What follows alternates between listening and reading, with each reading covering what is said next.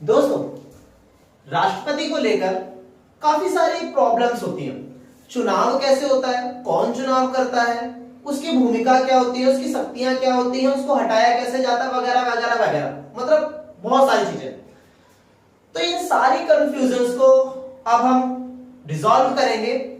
आपको पता है कि हम 4th चैप्टर पढ़ रहे थे, उसमें हमने कार्यपालिका पढ़ रहे थे, और कार्यपालिका में आज हम राष्ट्रपति के टॉपिक को ही आपके साथ डिस्कस करने के लिए सामने आएंगे और पॉइंट वाइज पॉइंट्स करेंगे। ध्यान रखना, पॉइंट बाय पॉइंट, ऐसा नहीं कि बिल्कुल गोल एक गोल घुमा दिया आपको और बाद में आप कंफ्यूज हो गए, नहीं, पॉइंट बाय पॉइंट्स करेंगे ताकि सब कुछ क्लियर हो।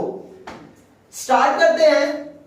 पॉइंट मैंने बनाया, हेडिंग दी है केंद्रीय कार्यपालिका, क्योंकि जब हम कार्यपालिका के अंदर उच्च स्तर के पदाधिकारियों को पढ़ते हैं, जैसे राष्ट्रपति, उपराष्ट्रपति, प्रधानमंत्री, मंत्रिपरिषद, महालेखा परीक्षक, अटॉर्नी जनरल, ये सब लोगों के बारे में या पदाधिकारियों के बारे में पढ़ते हैं, तो वो केंद्रीय कार्यपालिका कहलाती है। देखो, स्वतंत्रता प्राप्ति के पश्चात भारत में संसदीय शासन प्रणाली अपनाई गई। आपको पता है कि हमारे देश में संसद है, तो संसद के अकॉर्डिंग ही हमारा देश चलता है, इसीलिए इसको संसदीय शासन प्रणाली कहते हैं।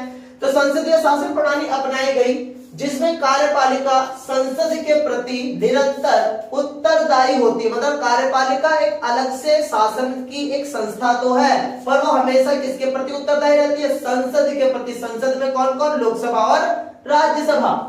राज्याध्यक्ष, हमारे देश का राज्याध्यक्ष कौन होता है? राज्याध्यक्ष होता है राष्ट्रपति, ध्यान रखना। और शासनाध्यक्ष कौन होता है? शासनाध्यक्ष होता है प्रधानमंत्री।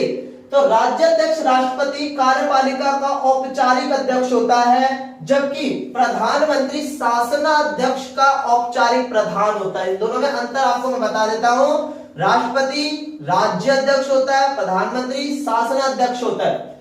और जो प्रधानमंत्री शासनाध्यक्ष होता है वही कार्यपालिका की शक्तियों का वास्तविक प्रयोग करता होता है। मीन ये निकल कर आया कि राष्ट्रपति भले ही हमारे देश में सर्वोच्च होता है, परंतु उसकी सारी शक्तियों का इस्तेमाल प्रधानमंत्री ही आमतौर पर करता है। संविधान के भाग 5 में, यहाँ पे आप देखो, संविधान के भाग 5 के अनुसार अनुच्छेद 52 से लेके 151 तक केंद्र सरकार संबंधी प्रावधान दिए गए हैं। तो अनुच्छेद 52 से लेके 151 तक केंद्र कार्यपालिका है, जिसमें केंद्र सरकार के बारे में महत्वपूर्ण पदों के बारे में बताया गया है। उनमें से हम स्टार्ट करने जा रहे हैं आज राष्ट्रपति। राष्ट्रपति संविधान के भाग 5 में अनुच्छेद 52 से 78 तक तथा अनुच्छेद 148 से 151 तक एक केंद्रीय या संघ की कार्यपालिका संबंधी प्रावधान है। मतलब राष्ट्रपति का प्रावधान कौन से भाग में है? भाग 5 के अंदर है। और भाग 5 के अंदर भी कौन से अनुच्छेद में? अनुच्छेद 52 से 78 और 148 से लेके 151 तक। संघ की कार्यपालिका में राष्ट्रपति को शामिल किया जाता है, उपराष्ट्रपति को शामिल किया जाता है, प्रधानमंत्री को शामिल किया जाता है, मंत्रिपरिषद, अटॉर्नी जनरल और नियंत्रक एवं महालेखा परीक्षक को हम किसमें शामिल करते हैं? केंद्रीय कार्यपालिका में शामिल करते हैं। राष्ट्रपति भारत का राज्याध्यक्ष होता है, वह भारत का प्रथम नागरिक होता है, वह भारत के राष्ट्र की एकता, अखंडता और सुदृढ़ता का प्रतीक माना जाता है। मतलब राष्ट्रपति हमारे देश का प्रथम नागरिक है, राष्ट्रपति देश की एकता, अखंडता, सुदृढ़ता को बनाए रखता है।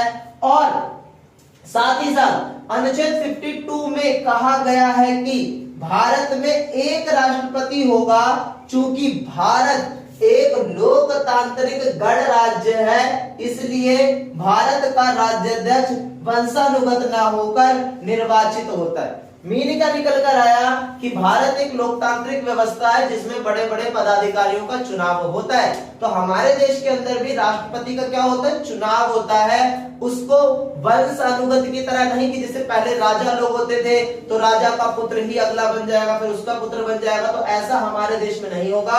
हमारे देश में जिस तरीके से प्रधानमंत्री का चयन होता है, उसी तरीके से कुछ हद तक राष्ट्रपति को चयनित कर कर ही बनाया जा सकता है, भले ही उसकी चुनाव की प्रक्रिया अलग क्यों ना हो।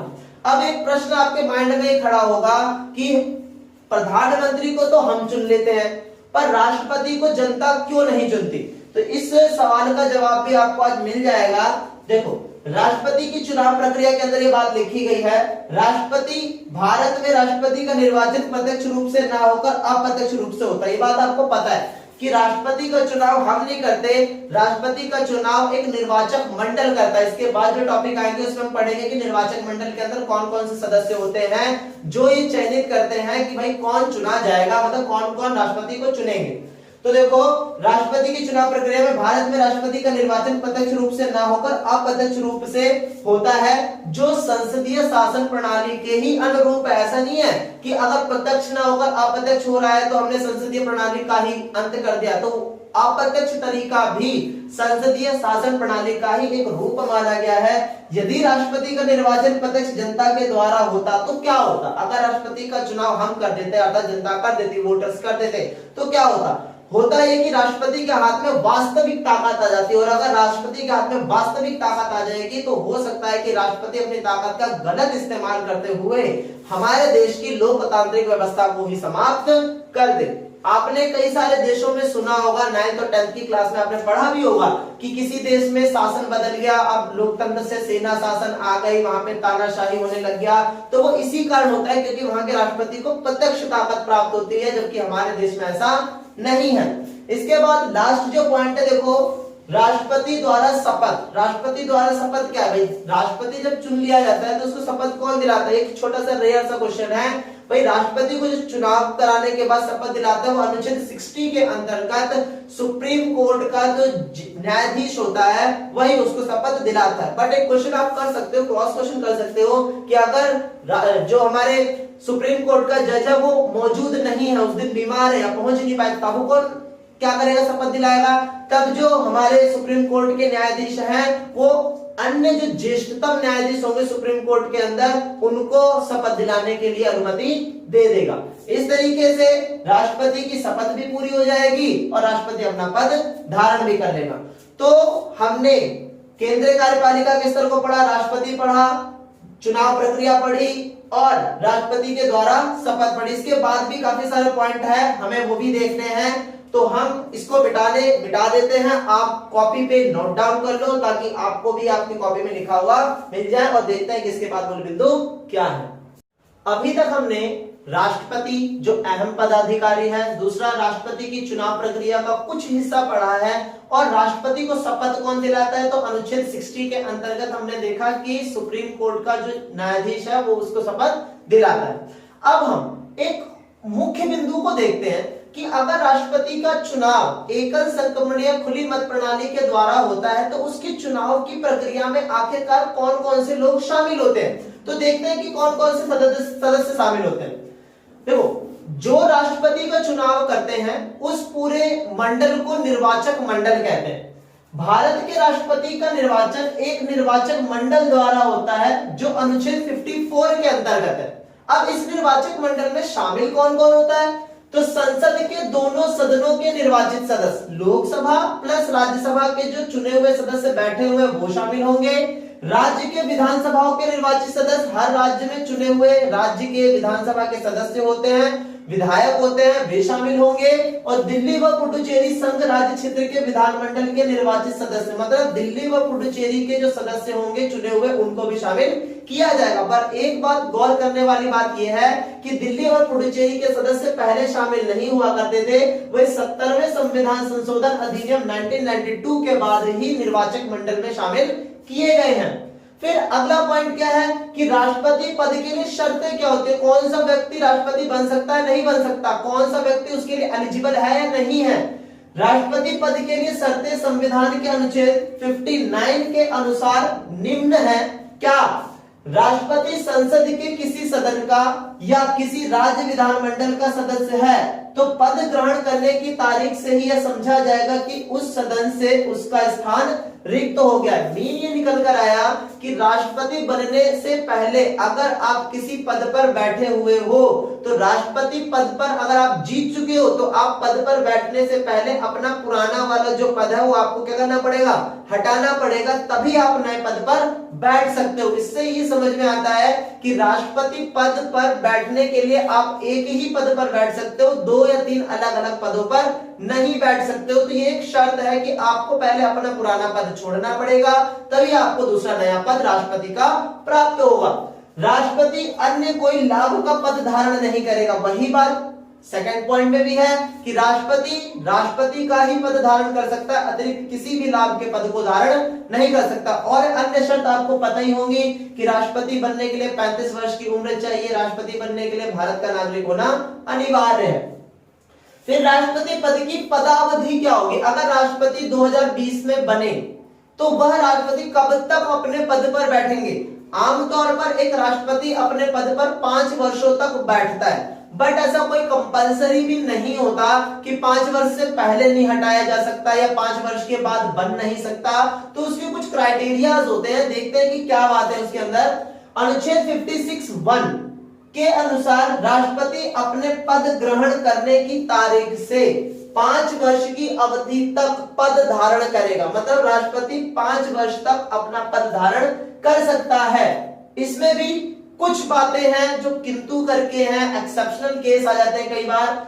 देखो, राष्ट्रपति उपराष्ट्रपति को हस्ताक्षर सहित लेख द्वारा अपना पद हटाया जा सकता है। मतलब अगर राष्ट्रपति को अपना पद त्यागना है तो वो किसको अपना हस्ताक्षर करके देगा पत्र कि मुझे अपने पद से हटना है? तो वो देगा उपराष्ट्रपति को। और तुरंत ही उपराष्ट्रपति ये खबर किसको पहुंचाएगा?